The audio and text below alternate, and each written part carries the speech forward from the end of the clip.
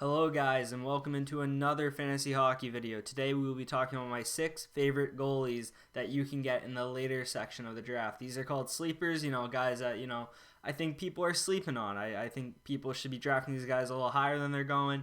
And I'd like to thank you guys for the support these videos have been getting. I've gone up like 30 or 40 subscribers in the last week and a half, so I really appreciate that. Do consider subscribing if you have not.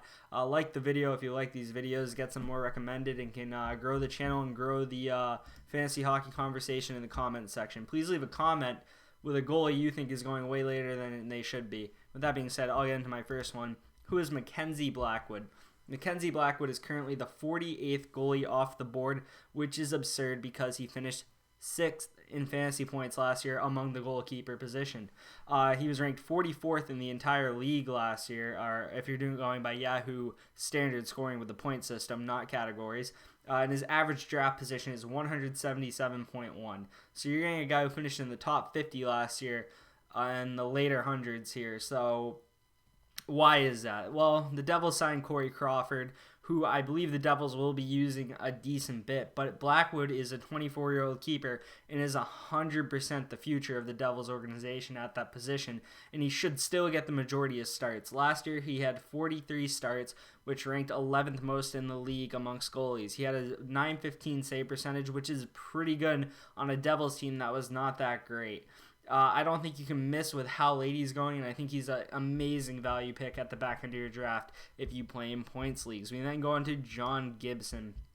John Gibson is currently the 26th goalie off the board, ADP 154.4, and he ranked 69th last year. Another top 100 player going in the latter half of the hundreds, which, head scratching. Why is that? John Gibson, save percentage was not that great last year. Goals against was not that great last year. The Ducks in general were not that great last year, but I think they were as low as the Ducks could get. I think the Ducks were as bad as they could get, and you still had them ranked 10th amongst goalies in points. So I see no reason why you wouldn't pick John Gibson maybe a little bit earlier than this, and he would be a great third goalie because you might have a third goalie who can finish in the top 10, and if the Ducks get a little better, there's a possibility he could be one of the better keepers in the league this year. I don't see the Ducks getting better, but I think he's a top 15 goalie floor, and I think he's a top 10 goalie ceiling. I don't think the Ducks are good enough for him to warrant getting any higher than that, but where he's going as a 26 goalie, there's definitely some value here. Last year was the only year of his career under a .914 save percentage. I expect that to go back up. And I said worst year of his career, and I expect the 27-year-old goalie to bounce back. I don't think he's going to be as bad as he was last year. He's very talented. He was just playing on a piss-poor Ducks team, and that high floor is why he's such a value pick. We then move on to Cam Talbot, who a lot of you probably haven't really thought about much. His ADP is 168.3. He is currently the 39th goalie going off the board.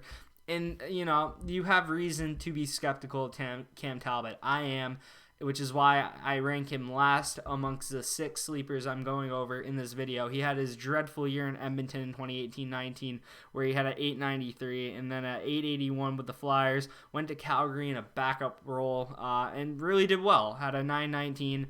And you should be optimistic about Cam Talbot here because he really doesn't have competition in Minnesota, and Minnesota was getting better last year. Stalock is injured, but he does have Kaapo Kähkönen, the young goalie who won AHL Goalie of the Year, lurking behind him.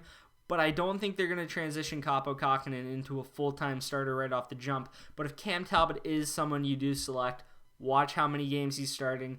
Watch how many games Kaapo Kähkönen's starting, and just monitor that because Kaapo Kähkönen could lurk in there and steal some starts. But Talbot ranked 13th best in the league in save percentage. Minnesota plays tight, and they ended the last year in good form at 168.3 ADP. He is not the worst goalie to get off the board with your third goaltending pick. We then go to my favorite sleeper, ranked number 1.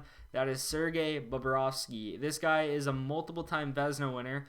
Had the 6th most starts in the league last year with 50. He plays a ton because Florida does not have any options. He literally has no competition. And with that being said, he was piss poor last year, but I think he's more going to be in the 910 to 915 range where he was at the 900 range, and that's a pretty big improvement. Florida needs to get better. That is no doubt about that. They let some pieces go like Hoffman and Dodonov last year. Will they be able to score as much and win as much? I don't know. Is their defense going to get any better? Are they flatlining? I don't really know. 12th in fantasy points last year, and he's going as the where is he going? He's going as a 24th goalie, so you're getting him at half price value, where he played bad last year. He has no competition. He's still going to start a ton of games, so I don't really see him falling out of the top 15, which means if you get him at 24, which is where he's averaging amongst goalies, you're probably getting a good value pick here. I don't think he can be as bad as last year. ADP is 126.6, so not the lowest guy in the world, but outside the top 100 when he was ranked 71st last year, in a year many people considered very bad for the former Vezina winner. We then move on to a guy with a huge upside. I like people playing in the Central Division this year because I really think it's wide open.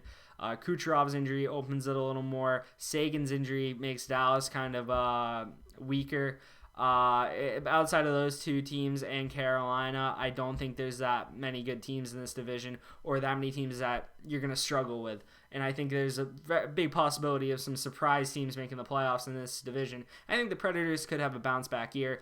And it is UC Saros' net now. I think that became pretty clear last year when he started all 4 playoff games versus the Coyotes in the bubble last year. Pecorine wasn't touching the net. He was 21st in points last year, splitting time with Pecorine. If he can take a higher percentage of the starts, which I believe the 25-year-old netminder will see a higher percentage of starts, you will see his fantasy stock creep into the top 20s easily. And he's going at 22, which I think is an okay spot for him. I think he's a top 20 goalie, though, which is why I include him on this list, because I think he's going to be top 20 floor, top 10 potential. So I think he's a very good pick out here. 118.3 ADP. If you get him there, I'd say that's a solid pick.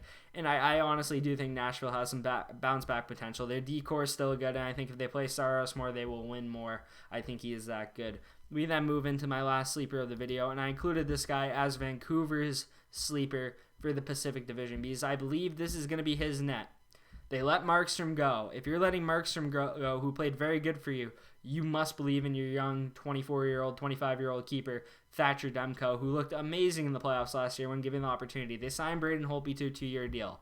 Yes, Holtby is going to cut into his starts, but Holtby was sub 900 last year on a team that in the Capitals, who I think you can agree was better defensively than the Vancouver Canucks. Again, looked fantastic in the postseason. Has a high potential. Former first-round pick. I saw him play at Boston College live a few times. The kid has it in him, I think. I think he has the ability. I believe in him. I saw him in the playoffs last year, which even confirmed that belief a little more, that he can do it at the highest level.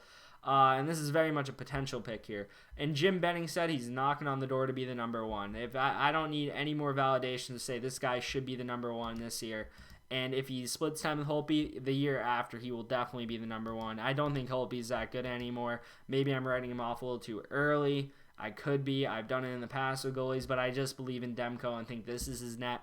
And at 154.9 ADP, I think it's a good value pick for a goalie who could break into the top 20 and could break into the top 15, maybe even the top 10. It really depends how many starts they give him, how good Braden Holtby is, and how good the Canucks are. But sky's the limit for Thatcher Demko, and I think at the value you're getting, where he's the 27th goalie off the board, I think he's going to outperform that. Those are all 6 of my goalies. You can tell me what you think of my rankings here. These are my 6 favorite guys who are ranked outside the top 20 in ADP. If you have a sleeper who was ranked inside the top 20 ADP-wise, he wasn't going to be on this list. There was no chance. These are my favorite outside the top 20, and I ranked them over here. I went Bob number 1 and Gibson number 2. Those two are guaranteed their workload. That's why they're number 1 and 2. You can't miss with them. They are going to start a ton, and they are going to be top 15 fantasy goalies minimum, I believe, because of their workload, because they just play so much. 3 is Saros. I think he has his highest ceiling outside of them. I think Pecorine is going to fade. Blackwood is a little under Saros, despite I think Blackwood's a higher talented guy. I could be wrong there, but I think Corey Crawford is going to cut into Blackwood's starts a little more than Pekka will cut into Saros's this year. 5 is Demko. The potential is too high to put him under Talbot, and Talbot is number 6. Getting the workload, but I really don't know if I trust him with that workload after the last time he was a starter in Edmonton, but definitely worth a shot if you were picking a goalie in the top 30-something or off the board, and you're looking at those goalies ranked in the 30 to 40 range of the goalie position, and he is there. I think he's probably the best one in that range. Blackwood at 48th is kind of insane. I don't get that at all. He's definitely the steal of these guys, just because of how low he's ranked. So if you really like are looking at the board like, man, I forgot about a goalie, there's a chance Blackwood will be there, and there's a chance he could save your season where you might have thought you messed it up pretty badly. Thanks as always for watching. As always, please subscribe if you have not. I really appreciate the love you guys have been showing the channel lately and all that. And if you want to follow the coverage going forward and all that. After I stop making fantasy hockey videos, I'll just be making videos reacting to current events in the same light. My thoughts on the league, stuff like that, like how certain teams are doing and all that. Deep dive analysis. Hopefully you guys like that and you want to follow my channel going forward. I'd really appreciate it. And I will talk to you in the next video. Peace.